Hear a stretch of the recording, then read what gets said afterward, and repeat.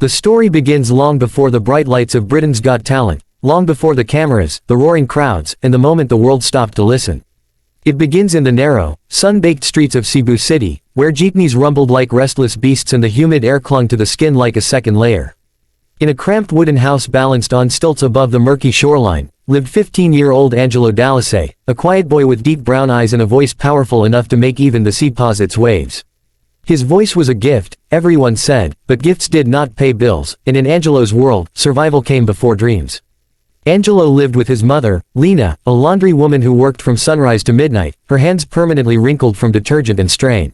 His younger sister, Maricat, was only 7 and often sick, her fragile body weakened by constant infections their family couldn't afford to treat properly. Their father had left years ago, promising to return with money, opportunity, and a fresh start, but all he left behind were memories and a lingering ache that time did not heal. Every morning before school, Angelo walked to the market with a battered guitar missing its top string. He played old Tagalog ballads, English classics he learned by ear, and Cebuano folk songs his mother used to hum while hanging laundry. Shoppers dropped coins into an old plastic cup, and those coins helped buy rice or medicine or the occasional treat for his little sister. Some days he earned enough. Other days, not even close. But he sang anyway, not because it filled his cup, but because it filled something deeper inside him, something that hunger couldn't steal. One humid afternoon, while Angelo was singing in front of a small sari store, a British tourist named Margaret stopped in her tracks. She was older, with silver hair and a camera slung around her neck, and she listened with a kind of reverence that surprised even Angelo. When he finished, she approached him with a smile that reached her eyes. "You have a gift," she said, her voice trembling. "A rare, rare gift." Angelo only bowed politely. He had heard the compliment many times, but compliments didn't change fate. Margaret looked at him longer, as if searching for something. Finally, she said the words that would alter the course of his life forever. "Have you ever considered auditioning for a worldwide stage? A show like Britain's Got Talent?" Angelo let out a short laugh, unsure whether she was joking. His family could barely afford basic meals, how could he possibly fly to the United Kingdom? But Margaret wasn't joking. She had spent decades volunteering with charities, and something in the boy's voice ignited a fire in her heart she couldn't ignore. Within weeks, she contacted organizers, sponsors, and people she knew. Slowly, painfully, with paperwork and petitions and endless forms, she made the impossible possible. Angelo received a sponsorship that covered his flight, lodging, and entry into the competition. When Margaret told him the news, he cried for the first time in years. Not because he feared the unknown, but because he had never imagined the universe could bend in his favor. The night before his flight, Angelo held his sister close. She whispered through a weak smile, "Make them hear you, Kuya. Make them hear us." Her words echoed in his mind long after he boarded the plane. He carried them like armor. London was colder than anything Angelo had ever felt. The gray sky, the fog, the tall buildings, all of it felt heavy and intimidating. Yet something inside him strengthened with every step. He reminded himself that he wasn't there for fame or applause. He was there for his mother, whose hands shook from exhaustion.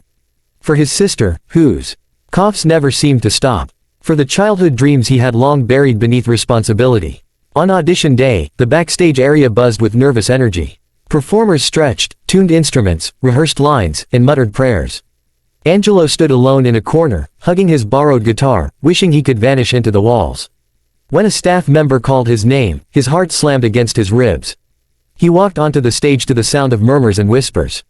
Some people smiled kindly, others looked puzzled. A small Filipino teenager with worn shoes and trembling hands didn't fit the usual image of a global sensation.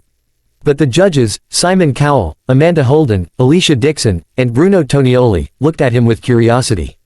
Simon leaned forward. "What's your name?" "My name is Angelo," he said softly. "Where are you from?" Amanda asked. "I'm from Cebu, in the Philippines." "And what will you be doing for us today?" Simon asked. "I will be singing." A brief pause followed. Simon gave a small nod. "All right, Angelo. Whenever you're ready." The music started, a simple instrumental version of a timeless ballad. Angelo closed his eyes. For one terrifying second, nothing came out. The crowd shifted, anticipating disaster. But then, a single note escaped his lips. Pure, clear, impossible. Then another. And another. The auditorium changed instantly. The whispers stopped. The judges leaned forward. The audience sat frozen as if someone had pressed pause on time. His voice poured out with a haunting mixture of pain and beauty, each note carrying the weight of his hunger, his hope, his heartbreak. He didn't just sing the song, he lived every syllable. Halfway through, something extraordinary happened. The lights above the stage flickered, not from malfunction, but as if commanded by the emotion in his voice. The entire hall vibrated with the rawness of his performance. People in the audience wiped tears from their eyes. Even Simon, notorious for his stoic expression, looked visibly shaken. But then the twist arrived. As Angelo reached the climax of the song, he suddenly faltered. A sharp pain cut through his abdomen. He staggered backward. The entire crowd gasped. Some thought it was intentional, part of the performance. But it wasn't. Angelo had been battling an untreated ulcer for months, something he had hidden to avoid worrying his mother. The stress, the cold weather, and the pressure had all collided at once. For a terrifying moment, it looked like he might collapse. The judges half stood, but Angelo forced himself upright. He pressed one hand lightly over his stomach and continued singing, his voice now trembling but even more powerful. The vulnerability made the performance unforgettable. His pain became part of the music, and the music became an extension of his spirit. When the final note soared across the auditorium, silence followed, a deep, reverent silence that lasted several seconds before the entire theater erupted into applause. People jumped to their feet. Shouts and cheers filled the space like thunder. Amanda Holden wiped tears from her cheeks. "I have no words," she whispered. Alicia covered her mouth, stunned. Bruno was already applauding wildly. But the real moment, the moment that broke the internet, belonged to Simon Cowell. His expression softened, something rare and precious. Without warning, he stood up, reached forward, and slammed his palm onto the golden buzzer. The explosion of gold confetti rained down as Angelo fell to his knees, overwhelmed. He covered his face, sobbing into his hands, unable to believe what was happening.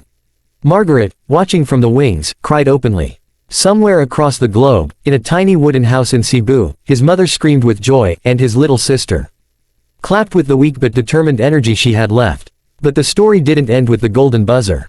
That was only the beginning. Over the next weeks, Angelo trained with vocal coaches, dealt with interviews, rehearsed tirelessly, and tried to adjust to the sudden media spotlight.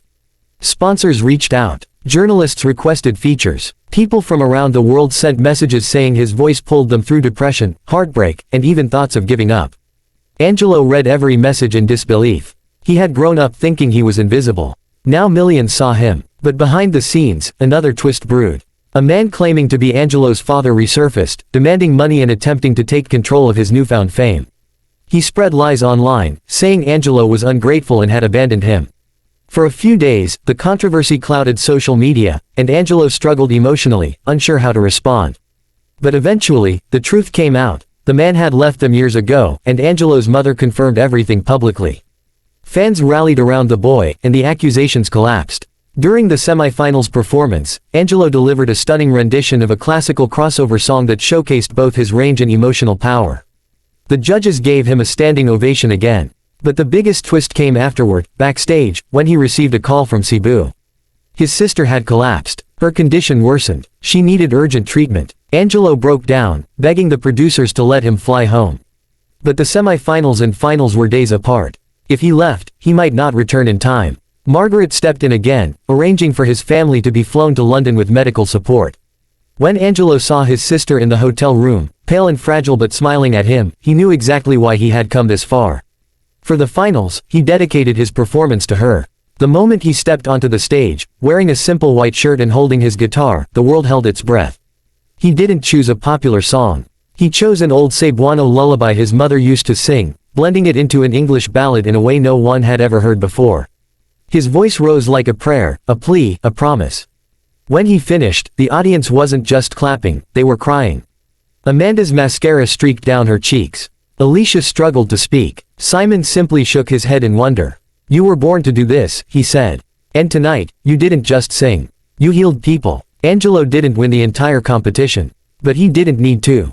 That night, 3 different music labels offered him contracts. Sponsors pledged support. Donations poured in for his sister's treatment. His family's entire life transformed. Months later, Angelo stood on a massive concert stage, thousands cheering his name, lights blazing brighter than the sun. Yet he remained the same humble boy who once sang on street corners with a broken guitar. When asked what his greatest achievement was, he simply smiled and said, "Bringing my family out of the dark."